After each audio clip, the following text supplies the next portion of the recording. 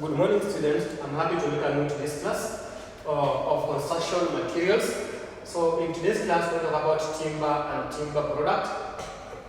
In this topic, we are required to talk about to know the definition of timber, conversion of timber, or reasons of converting of timber, and the timber product. So when we just start by the definitions of timber, we can say that timber is a tree that has been felled or cut down and preserved for the construction purposes. There is difference between a timber and wood.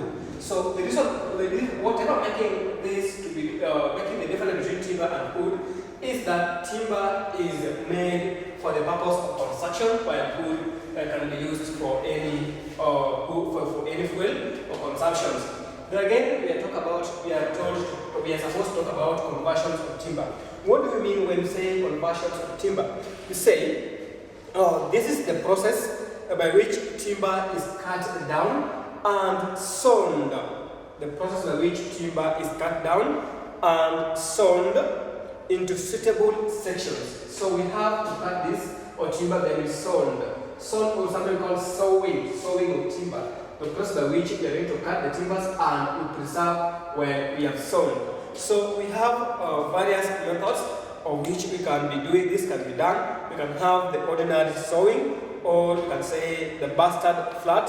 We say this is where the timbers are cut and made into logs of ordinary according to the required thickness. So sometimes we have this. Let's talk about this one. We have methods of sawing timber. Methods of sawing timber. So we can have what is called ordinary sawing,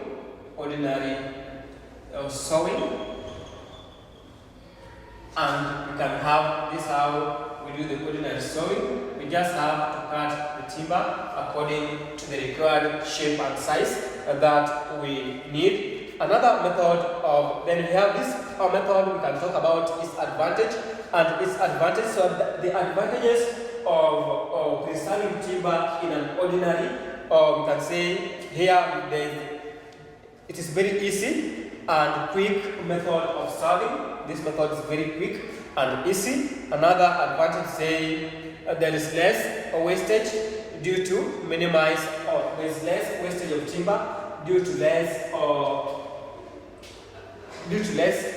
cut off. There is few cut off when we are doing the ordinary sawing. The limitations of this, we can say the timbers that are converted or are sawn using these methods of conversions, they are tend to work, they are liable to breakages. So they have limited applications. Another thing, they are tend to twist. So most of the timbers they majorly twist. I think when we talk about the twisting of timber, is where now its shape, the shape now becomes not perpendicular. Then those are the disadvantages. We have another advantage. We have the tangential sawing. I'm saying sometimes we can call it a plain sawing. I'm saying it gives a flat grained or timbers of wood. So the advantages of tangential sawing, we can say that it is more economical due to less wastage, and it involves less time consuming, when it has a disadvantage that it requires more labor and a skilled laborer. So for us to have a tangential sawing, we have to require a very, very specialized or skilled personnel. So when you need to hire a skilled personnel, it comes with the cost. So the labor cost is high. We can have another method of sawing. We can talk about the radial sawing and say it is done with parallel to the medulla or along the perpendicular axis of the annular rings, as we have discussed. So we do it perpendicularly to the annual rings.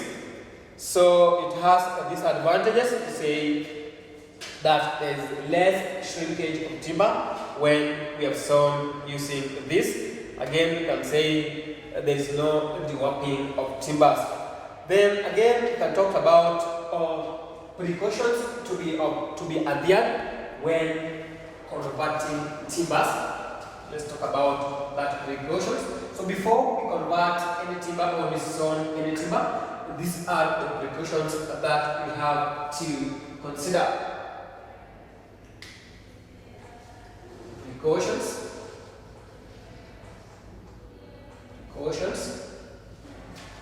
to be considered when converting timbers. Precautions to be followed when converting timbers. So one is saying, conversions of timbers should be done in such a way that wastage of timber is minimized. So any method that you choose, that you want to use for the convert timbers, it should be able to give you less wastage of timber. Another factor that you have to consider, you can say, you have to obtain a strong timber after conversion. So you can say the method chosen to convert timbers should be able to give us a strong and durable timbers. Then you can say that the wooden sections of the timber should not be interfered when we are doing the conversions. Again, we can now talk about reasons or purpose of converting timbers. Why do we need to convert or to preserve timbers?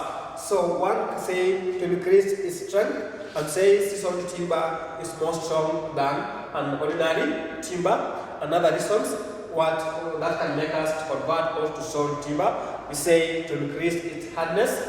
Another reason can say to reduce the weight of the timber, since we have to drain its water, so it's able to be light in weight. We have removed its water.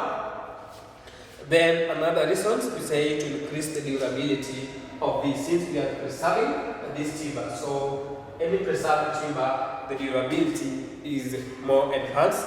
Then we can talk about to decrease efficiency during painting and finishing.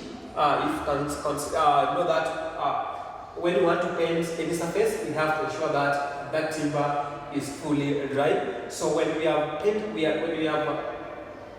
seasoned it, we have removed the water. So any applications of painting and any finishing done to this timber is very, very easy.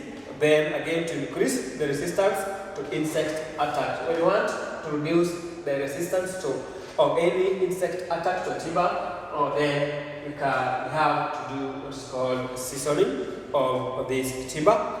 Then we can talk about to increase the heat content and burning capability of this timber. From there, we'll mark the end of this our lessons. If we meet in the next class, we'll talk about methods of seasoning, where we have talked about artificial